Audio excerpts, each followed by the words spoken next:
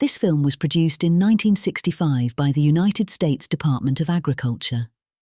It documents conditions in rural communities across the United States during a period of national concern over poverty and economic inequality.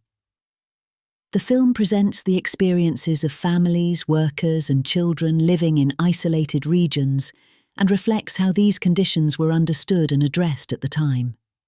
Today, it is preserved as a historical record of both rural life and the government's response during the war on poverty.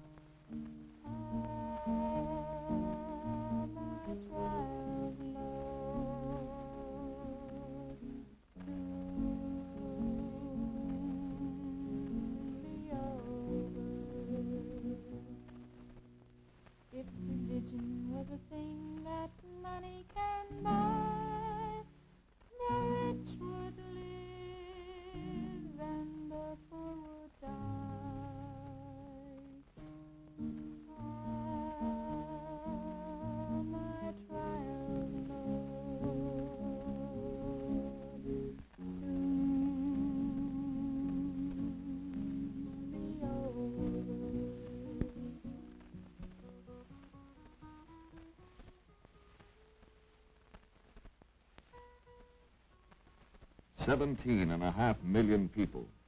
1/3 of all rural families are left behind in an age of technology and industrial progress. Families, some of them large families, make less than $3,000 a year. Whites, Negroes, American Indians, Spanish Americans, farmers, ex-farmers, handymen, former coal miners, road builders. Rural people struggling with poor housing, limited education, few employment opportunities, and little hope. Throughout America, regardless of race or heritage, they are trapped in a life they did not choose, a life they feel powerless to change. Well, you can watch them walk along the street. They're bent over with their arms crossed frequently, looking down, walking usually slowly. You don't see any quickness or brightness in their step. They just have a defeated look and a look of hopelessness. I just do labor work and got no education, and just labor work's all I have to hunt for. Well, it could be a whole lot done in the way of improvement. It could stand a whole lot more improving than furnishing now. It's actually, it could stand some better than I is got. Of course, I don't know where the man will have to make out if he don't get no better. He'll have to make out some way. These 6 of us in the family, and I only draw $96 a month.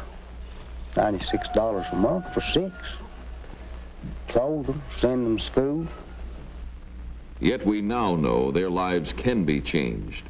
These people can join the rest of America in a life of fulfillment and plenty. But improvement can only come when all segments of the population join together in an effort dedicated to providing opportunities for these people. Not more welfare checks, but opportunity, so they can use their own willingness and ability to become self-sufficient citizens. For example, it is difficult for a small farmer like this one to get along in the fast-moving world around him. His gross income for the previous year was $3,500. Out of that, $3,000 had to be put back into farming, leaving $500 for his own use. He and his wife struggled with no running water, no plow of their own, low-lying wet land and fields full of rocks. They have some cows, but no money for the right kind of feed. As a result, the cows cannot produce as well as they should, and the farmer's income drops still lower. His chosen way of life becomes more and more difficult to maintain.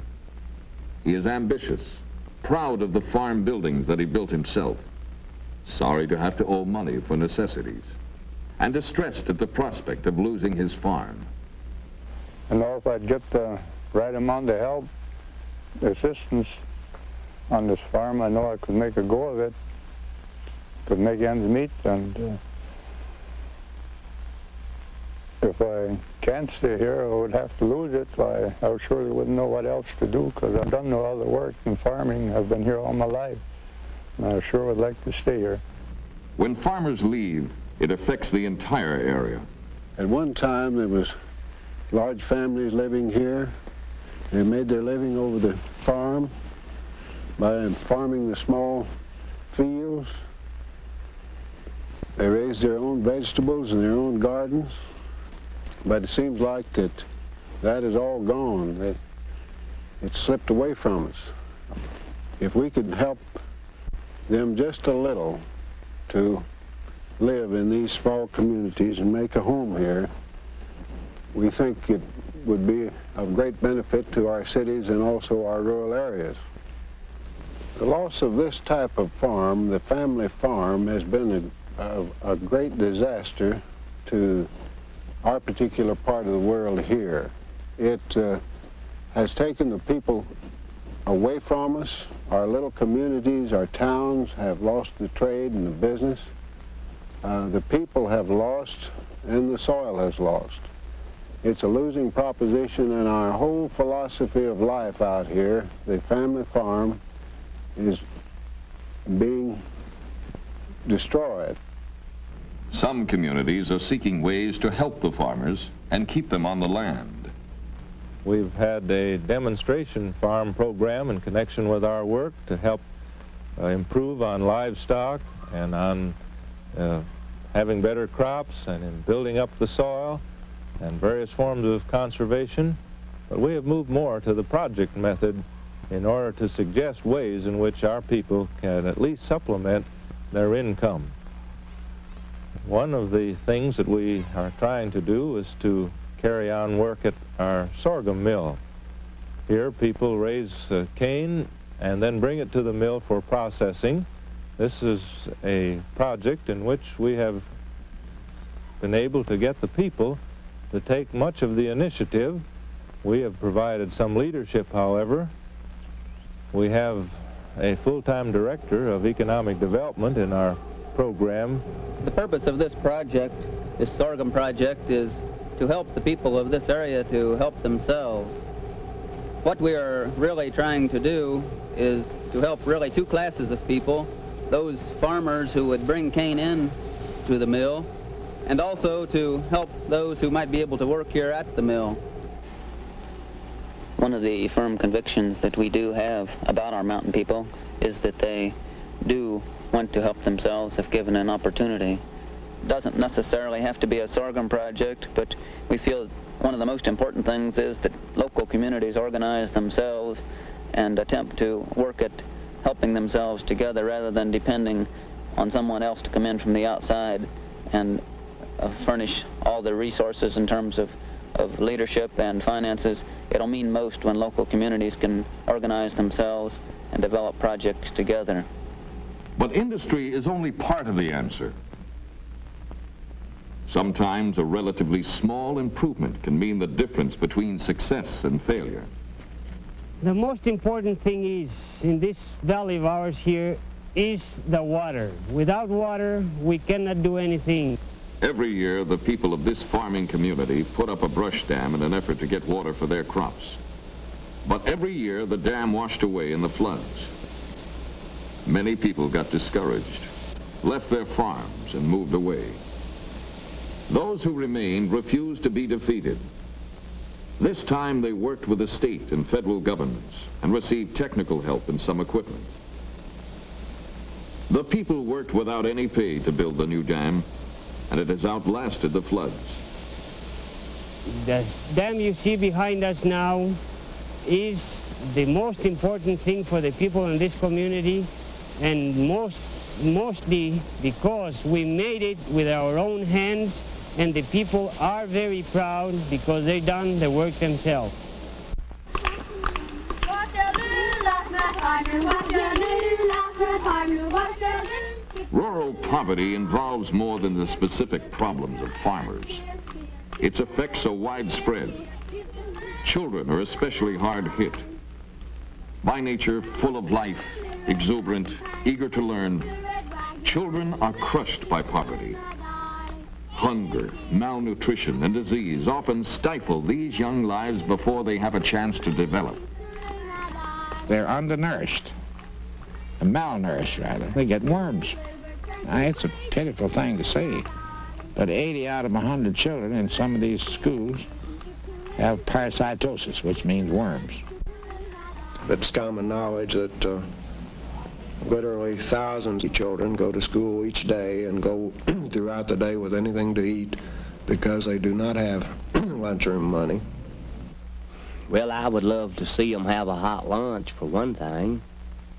Now, their stuff out of a can, you know, and pour it out. And the children entering many others. They had no breakfast before leaving home. But this school found a way to give them a hot meal early in the morning. The cafeteria staff is paid by the regular school lunch program, and the extra food is provided by the federal government. As a result, the children no longer have fainting spells, nor do they sit through a long day of classes on an empty stomach.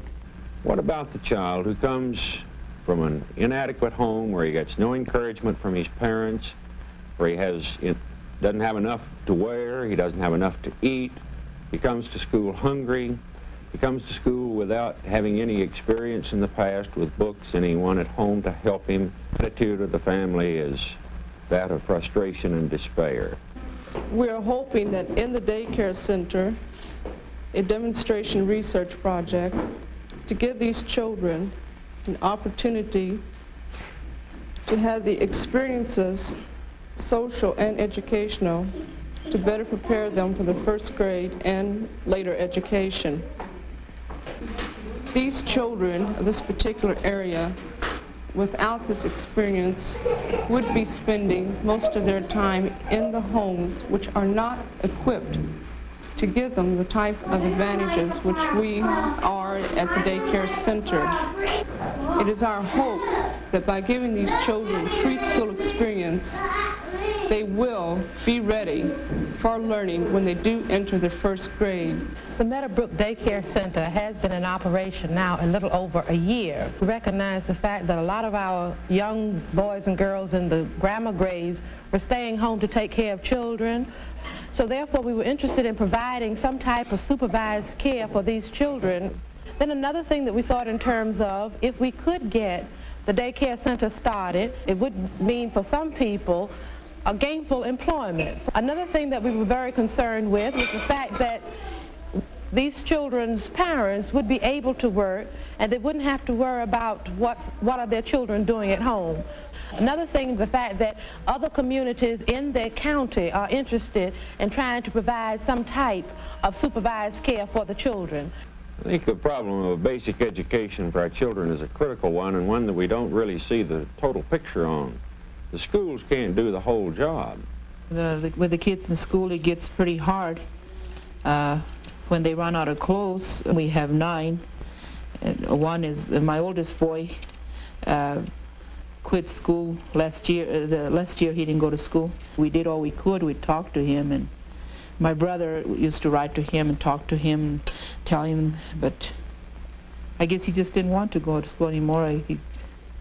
He said that he never did have what he needed most of the time, and that when it got to where he had to pay for those current events and things like that, that all the other kids would pay for him, and he was the only one that would be without paying, and it used to embarrass him and things like that. Well, maybe that's what actually got him to where he didn't even want to study anymore. I really don't know. We do occasionally have a few who cannot make out in the public school. They are so far behind from not having attended school regularly in their own homes that they are too frustrated to learn in the public school. They feel they can't do it, and they As a result, their behavior is difficult, and the teachers find it very difficult to teach them.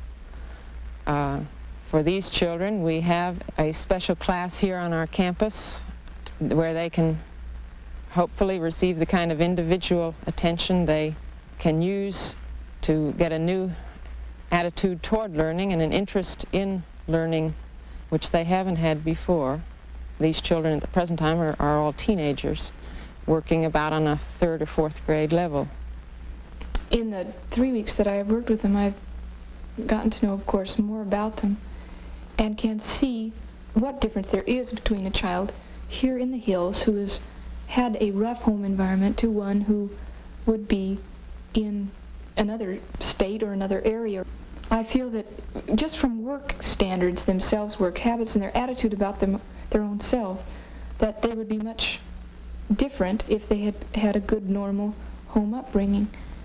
And I feel this very definitely in all 3 children, not really perhaps so much as Minnie and Jimmy, but Jimmy has possibilities, and I feel is of normal intelligence, if not above. And I feel that he has a good mind when he wants to use it, but he's been defeated so many times in living, in expressing himself, and in being in school that he just no longer has a desire to learn. Suppose that he does make the effort to learn and succeeds. What then? Will there be a job for him and for many others like him? We need help, work. That's all we ask, just a job. Yeah, I'd like to work. I'd like my husband to have a steady job, and that way we could get along better. When industry and government work together, these people can be trained to work well in new jobs. Sequoia carpet mills became a dream in the minds of several of us, a dream that had a purpose, and that purpose was to provide the opportunity for employment for people such as these here in this room, who without this or other industrial opportunity would not have a job. There were many obstacles to overcome in the establishing of a new industry in an area that had never had any experience in textiles. All of the local people had to be trained in jobs that are skilled, for we have no unskilled labor in our plant. This was accomplished through cooperation of the state and federal government in their various training programs. And we found that these people not only were anxious and willing, but in some instances learned faster than people who had grown up around textiles. We've had a lot of thrills in seeing these things come about. Our job isn't finished. We've got a long, long go. And I seriously doubt that our one little humble effort here could alleviate the poverty in the area, because there's still a lot of people that need an opportunity. We have many, many applications on file right now. But such things as one Indian man who had several children. First week he was here, his wife had to come down and get the car from him so she could put the commodities that she received in the back of the car, the free gift from the rest of the working society to help them not starve to death. This is a program that I'm sure is very beneficial, and we're not criticizing it at all, but a person receiving something without giving something in return does not have the self-respect that they need to really be a good American citizen. At our grand opening, we saw a little boy dash under the rope that we'd set out, and this boy's father had been the man that had given the keys to his car to get the commodities the first week he had been there. Well, this little boy, about 4 or 5 years old, ran under the rope and pointed at his father and said in a great big loud voice, "That's my daddy." And all of us that knew the story of this particular man got tears in our eyes, because that boy could point with pride that that's my daddy there doing a good day's work and getting an honest day's pay for it. Even with a job, a man may have to return at night to a dilapidated, crowded shack where his incentive and determination can slowly ebb away. I think the most immediate and the most drastic need in this territory, especially in this county, is housing. The houses in this county, 99% of the residences are frame, and they're from 20 to 35 to 40 years old. They have been patched and cobbled up until they don't look too bad from the outside as you pass. but they actually fall into pieces. 95% of the homes have outside toilets, no water facilities. A few have water run into the house, and they simply pipe it out on the ground. Well, I've heard a lot of tales, like so-and-so lives up in the Holland and having running water and no lights and likes it. That's a bunch of Tommy rot. He doesn't like it. Would you like it? These people found a way to do something about it.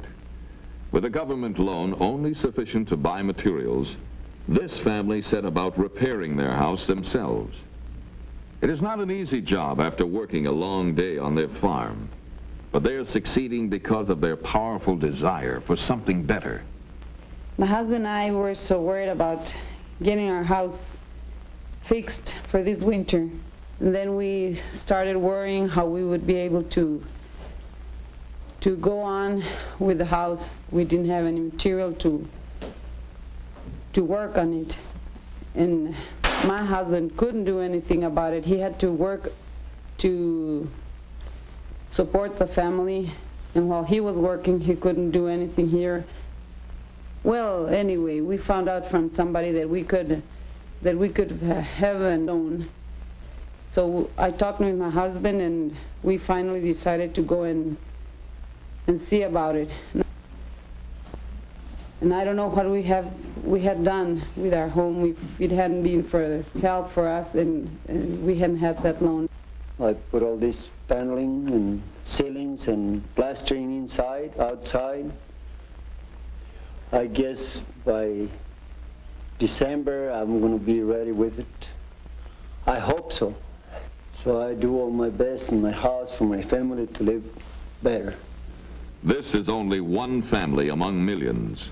These people were fortunate enough to be able to get help, but such assistance should be available to all who need it.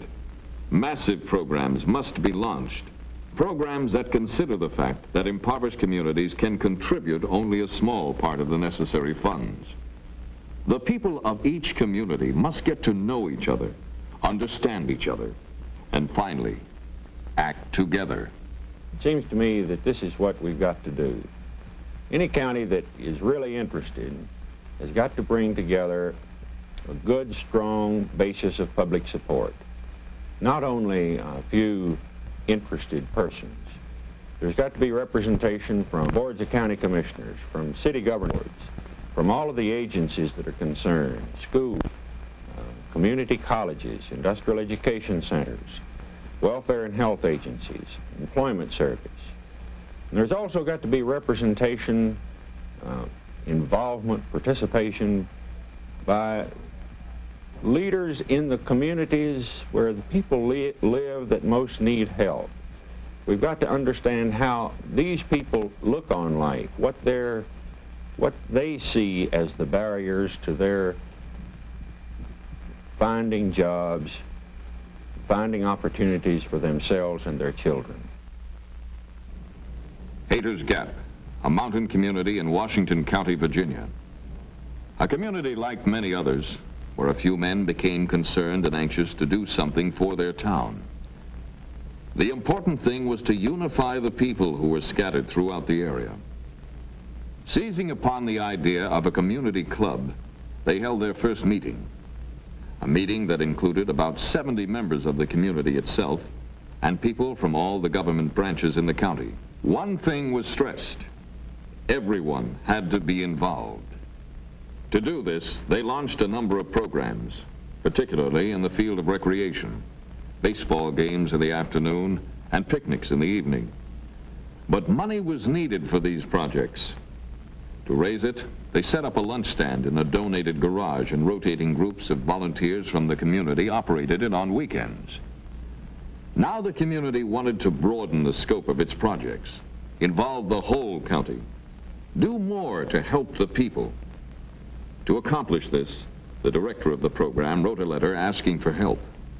The letter arrived at the United States Department of Agriculture in Washington, and almost immediately the townspeople had some help. They learned of the Office of Economic Opportunity and were able to present their plans. As a result, They received a grant of approximately $67,000 to develop programs to combat poverty in the county. One of the most successful of these is the home visitation program. One young man, only 19 years old, works with high school dropouts and others. I meet them in the homes, on the streets, and in many particular places, and peculiar places too. As I meet the dropouts and talk with them, gain their confidence, I try to persuade them to go to either technical school or back to high school maybe. In doing this, I take them to technical school, let them talk to authority there, let them explain things, such as the classes, the courses, how long to last. And with this, they become interested in this. And so eventually they will enroll in the technical school and take a trade and become specialized in this. The thing that I'm particularly interested in is the illiterate people, especially the young illiterate people. In this rural area of ours, there are many that can't read or write, and without this, they are just lost. Therefore, I spend a great deal of time and put forth a little more effort each day to help these people to learn this, reading and writing, so as they can go to school and take their place in this everyday world. Another worker in the home visitation program is a woman who is moving around the community with an intelligent attitude, presenting the programs in a new way to the people she meets. As I have gone into the homes of these underprivileged people and talked with them about their problems and explained our program to them, it is amazing to see the expressions on their faces. Some believe, some say, this is too good to be true, while others say, when did this happen? Where can I go to apply for this program? In explaining this program to the people, I always emphasize the fact that one must get himself qualified in order to get and hold a job. We are having group meetings in order to open doors and decide where our future is going to be. I am hoping that our county can be surveyed in terms of better job opportunities and employment needs for qualified people. Washington is one example of a community in action. Federal government stands ready to help all rural communities in their fight against poverty. But the communities themselves must take the initiative, organize and prepare programs to eradicate poverty. The framework and the means exist for a creative partnership between government and local leadership. They exist in the Economic Opportunity Act, in programs of the United States Department of Agriculture, and in the services of other federal and state agencies. Now it is up to local leaders to act. A start has been made. Much more remains to be done. It is said that the poor will always be with us. But who knows what man may accomplish when his goals are high and his determination This film reflects a moment in American history when poverty in rural communities became a national concern. The voices and images presented here offer a direct view into the lives of those who experienced these conditions. Today, it remains an important record of both hardship and resilience, preserved for study, reflection, and historical understanding.